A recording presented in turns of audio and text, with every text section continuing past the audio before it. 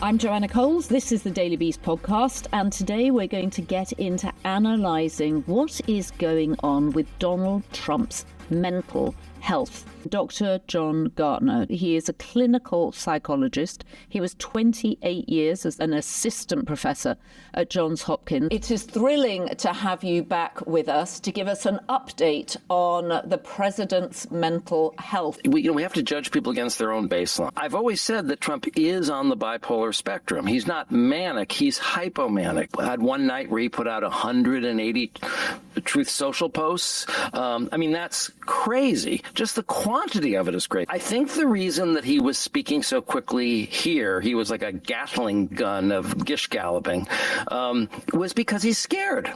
And so the anxiety stimulated his hypomania, which then made him speak at this hypomanic pace that isn't even typical of him. Possible. Like a manic panic. Is that you have previously diagnosed him as a malignant narcissist, and now he's got a layer of dementia on top of that. Is that the dementia that we're talking about, or is that the malignant narcissism? Yeah, that's the malignant narcissism, because one component of malignant narcissism is psychopathy, and the first diagnostic criteria for psychopathy is frequently lies. And as I like to point out, Donald Trump is the most documented liar in all of recorded human history, and I challenge anyone to show me a close second. It's actually complex, and I've discussed this with a lot of other mental health professionals. I think there's almost three kinds of lies that Donald Trump tells. One are the ones that are simply bald-faced lies meant to deceive. The other ones are places where he's really lied to himself to the point, to your point, that he's starting to actually believe what he says. I mean, at a certain point, maybe he actually believes the election was stolen. He said it so many millions of times. And the third type of lie, I'm putting this in air quotes, is the result of his dementia, where he's misremembering events that just didn't take place. This is something you see a lot with people who have dementia. We call it confabulation, which is there's gaps in their memory, and nature abhors a vacuum. So they fill it in. They fill it in with things that might be kind of adjacent. So he knows the Unabomber went to Harvard. He knows his father taught in Boston, his uncle taught in Boston. So he kind of merges them, and he's done this in ways that are very serious. He said that his father emigrated from Germany. Well, no, it's his grandfather who emigrated from Germany. But you see, when you have dementia, you kind of mush things together in a way that makes sense to you at the time, and you're not lying, you're actually misremembering. I think perhaps the most astonishing example of what I think you will say is malignant narcissism is his response to the tragic death of absolutely. Rob Reiner. Can you just sort of take apart this statement for us that he made? Yeah, it's a little more even nefarious than you're saying, because he implies, if you put it in sort of mob boss languages, he got what was coming to him. So he's saying he made people angry with his Trump derangement syndrome, and it drove people crazy, and that's the cause of his death. This is a mentally ill person, the likes of which very few of us have ever seen before, because it's so extreme. Who's also in a position of unfathomable power.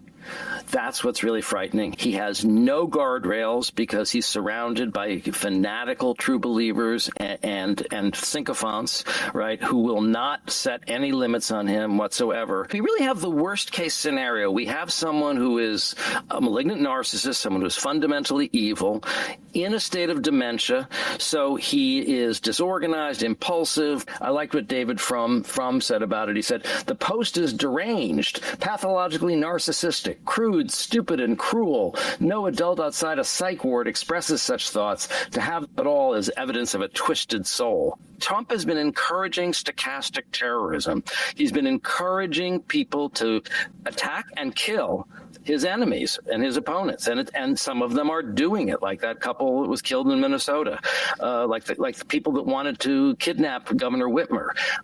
If you're a mob boss, which is really what he is, a glorified mob boss, when they rub out the rat, it's something to celebrate. Trump doesn't drink, but he's demonstrating these same personality traits, the explosiveness, right? The rage, right? The irritability, the unpredictability, the impulsivity, the sort of dangerousness.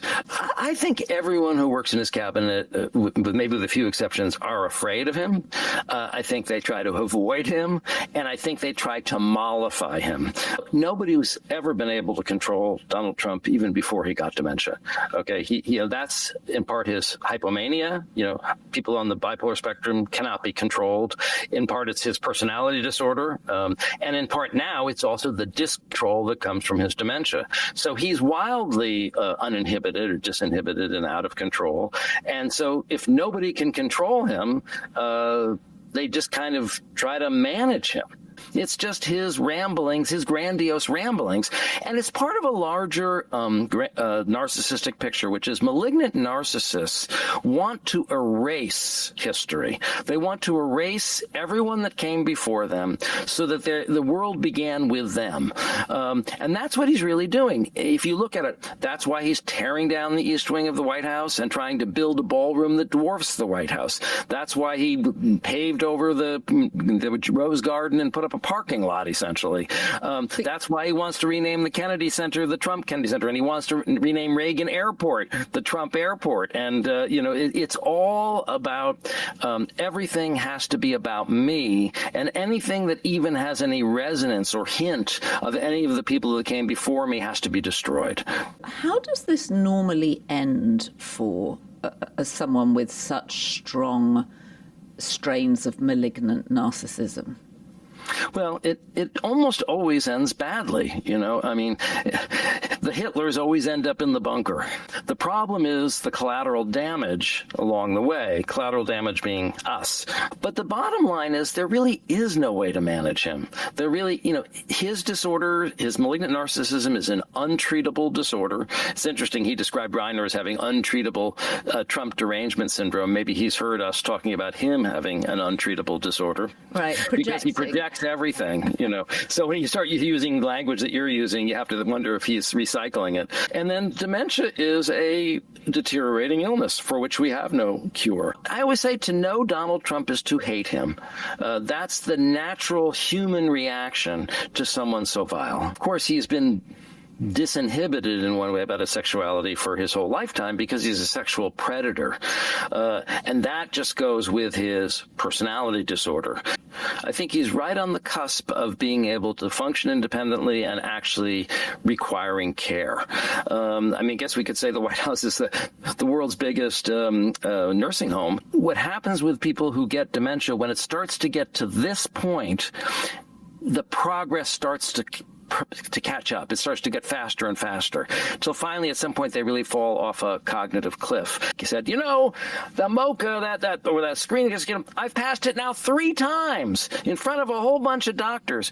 Well, you could maybe justify giving someone the MoCA once, just on their age, just as part of a physical. If you're giving it to him 3 times, that means you're not assessing dementia. That means you're monitoring dementia. We know that he doesn't sleep at least normal hours, whatever normal hours are. And that's his hypomania.